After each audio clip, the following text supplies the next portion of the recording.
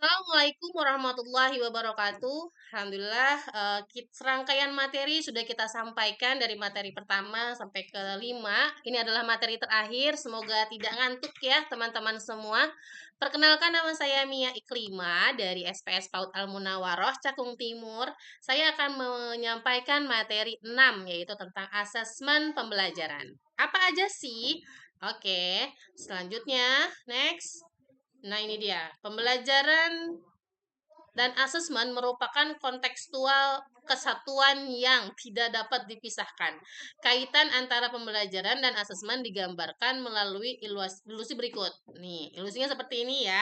Jadi, kita buat RPM, harus ada asesmennya. Nggak bisa nih kita buat RPM nggak ada asesmennya. Kalau nggak ada asesmennya, jangan-jangan RPM-nya nggak dilaksanain gitu ya. RPM dibuat, diaplikasikan, baru buat asesmen pembelajarannya. Oke, asesmen itu penilaian ya, penilaian pembelajaran. Selanjutnya, apa sih fungsi asesmen di PAUD? Nah, ini tuh untuk hasil asesmen ini dapat digunakan untuk melakukan evaluasi terhadap kegiatan pembelajaran selanjutnya. Jadi kalau misalkan tujuan pembelajaran ini tidak tercapai di minggu ini, maka kita akan ulang tujuan pembelajarannya di minggu yang akan datang. Itulah fungsi dari asesmen. Dan juga asesmen berfungsi sebagai informasi perkembangan peserta didik kepada orang tua murid. Gitu ya teman-teman semua. Nah, asesmen ini ada dua, ada yang formatif dan juga ada yang sumatif. Kalau yang formatif itu asesmen untuk refleksi proses pembelajaran dan refleksi diri peserta didik. Kalau sumatif itu mengukur capaian pembelajaran peserta didik pada akhir pembelajaran gitu ya.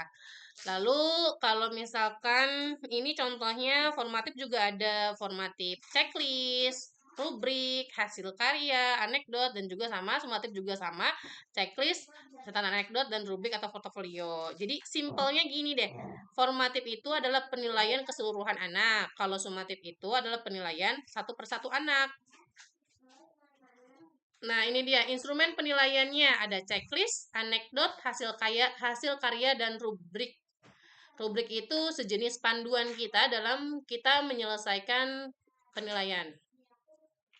Ini ada contoh format asesmen awal. Jadi asesmen awal itu ada CP-nya apa, TP-nya apa, KKTP-nya apa, rancangan kegiatannya apa saja, hasilnya apa, dan juga rencana kedepannya apa, gitu ya. Jadi di sini dituangkan di sini seperti ini contohnya. Nah, ini dia. Slide selanjutnya adalah contohnya. Kita CP1, CP2, CP3, dan juga TP-nya apa dijelaskan, kita juga rancangan kegiatannya apa, dan hasilnya apa. Misalkan ini ada 15 anak, 10 dari 10 anak bisa membaca doa harian, 3-nya belum bisa membaca secara mandiri, 2-nya sudah dapat memimpin doa gitu. Yang 10-nya tadi dengan bimbingan misalkan gitu. Lalu rencana selanjutnya apa? Karena masih ada 10 kan, 10 anak yang perlu bimbingan, maka kita akan kita buat kegiatan lagi agar semuanya bisa membaca doa secara mandiri nih rancangan kegiatan ini. Itulah fungsi dari asesmen awal. Oke, selanjutnya ini ada asesmen formatif. Asesmen formatif adalah asesmen yang menjelaskan atau menuangkan semua kegiatan di keseharian itu yang sesuai dengan RPM ya, selama RPM itu berlangsung gitu ya. Dan juga sama tadi ada TP, KKTP, tanggal dan tempat, kegiatan, kemunculan, hasil pengamatan. Oke, selanjutnya ini adalah asesmen checklist sumatif. Nah, kalau yang tadi itu, kalau formatif itu sekian anak, 15 anak. Kalau yang sumatif ini adalah nama anaknya yang dipakai gitu ya. Nama anaknya apa, deskripsi kegiatannya apa, tujuan pembelajarannya juga apa. Lalu KKTP-nya dituangkan, muncul atau tidak muncul, dan hasil pengamatannya pun disimpan. Dan ada tabel satu lagi atau kolom satu lagi yang berkenaan dengan dokumentasi gitu. Jadi setiap teman-teman melaksanakan pembelajaran diupayakan ada dokumentasinya gitu ya. Kalau yang ngajarnya sendiri ya berarti mungkin harus siap memori handphone gitu ya biar di videoin di satu sudut gitu. Biar di nanti screenshot aja untuk video untuk foto dokumentasinya.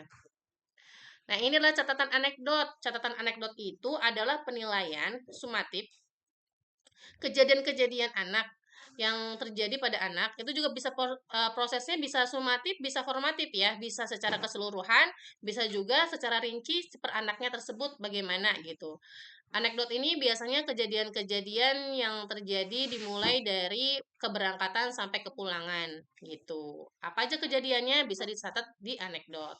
Selanjutnya hasil karya. Hasil karya itu artinya dia memunculkan karyanya apa, lalu disampaikan perilakunya seperti apa, dan kesimpulannya apa, apakah tercapai kah, apakah tidak tercapai, gitu, menggunakan narasi. Selanjutnya contoh rubrik, instrumen rubrik formatif. Ini adalah instrumen yang menjelaskan TP dan KKTP, lalu menjelaskan tahapan penilaiannya gitu ya, yang mulai dari bintang 1 ini belum berkembang, bintang 2 mulai berkembang, bintang 3 berkembang dengan baik, bintang 4 berkembang secara konsisten gitu ya.